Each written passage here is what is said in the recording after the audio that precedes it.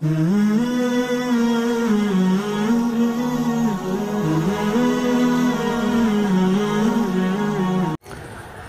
اس دوستی کی وجہ کوئی رشتہ داری نہیں ہے، یہ لاہور کے ہیں، ہم کراچی کے ہیں، زبان کا بھی فرق، قوم کا بھی فرق اور کلچر کا بھی کافی فرق تھا جو انہوں نے کم کرنے کی کوشش کی ہے۔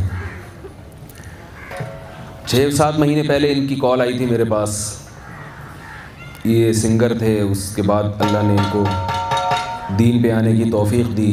آپ نے جنید جمشید کا تو سنا ہوگا، بہت بڑے سنگر تھے، گلوکار تھے، ہر وقت ان کے ہاتھ میں گٹار رہتا تھا۔ تبلیغی جماعت کی محنت سے اللہ تعالیٰ نے ان کو دین پہ آنے کی توفیق دی۔ کچھ ان کی حالت بھی ان سے ملتی جلتی ہے، انہوں نے بھی توبہ کی، اللہ نے ان کو دین پہ آنے کی توفیق دی۔ پھر میرے بیانات انہوں نے نیٹ پہ کہیں سنے تو مجھے کال کی، اپنے حالات بتائے، اس کے بعد سے ان سے میری گپ شپ شروع ہو گئی۔ اور میرے ساتھ ایک خاص بات ہے کہ جس نوجوان کی مجھ سے دوستی ہوتی ہے اس کی شادی بہت جلدی ہو جاتی ہے، ٹھیک ہے۔ تو ان کی بھی جب مجھ سے دوستی ہوئی تو ان کو سب سے پہلے فکر ہوئی کہ میری جلدی شادی ہونی چاہیے۔ اس کی وجہ یہ کہ میں اس ٹاپک پر بولتا بہت زیادہ ہوں، جلد نکاح کی ترغیب بہت زیادہ دیتا ہوں میں نوجوانوں کو۔ بہت سے والدین مجھ سے پریشان ہوتے ہیں کہ ہمارے بچوں کو یہ بگاڑ رہا ہے۔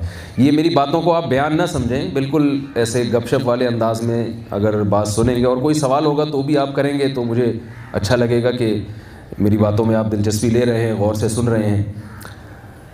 تو انہوں نے مجھ سے جو ہے رابطہ کیا، تو پھر تھوڑے دنوں میں ان کو خیال آیا کہ میری شادی ہونی چاہیے، اور اب الحمدللہ کل ان کی شادی تھی، آج ان کا ولیمہ ہے، آپ کے سامنے بیٹھے ہوئے ہیں۔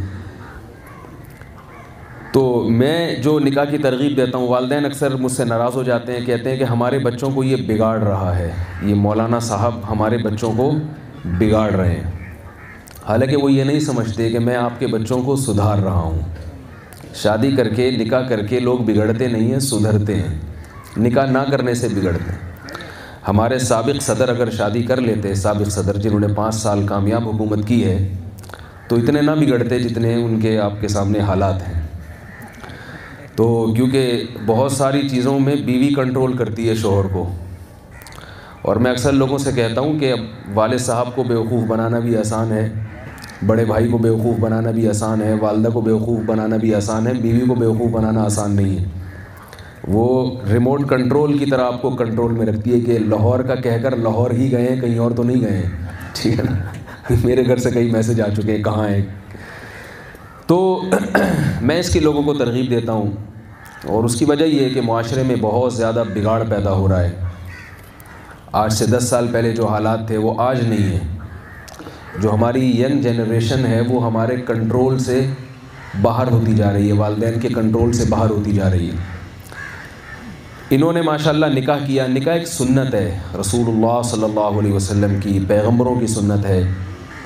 نکاح اگر نہیں کرتے تو لوگ دوستیوں کی طرف جاتے ہیں۔ آپ دیکھیں گھروں میں رشتوں کی پرابلم کتنی ہے، لڑکیاں بوڑھی ہو رہی ہیں، رشتے ہی نہیں مل رہے۔ تو رشتے کیوں ملیں گے جب لڑکے نکاح ہی نہیں کر رہے؟ تو کہاں سے رشتہ ہوگا ان کا؟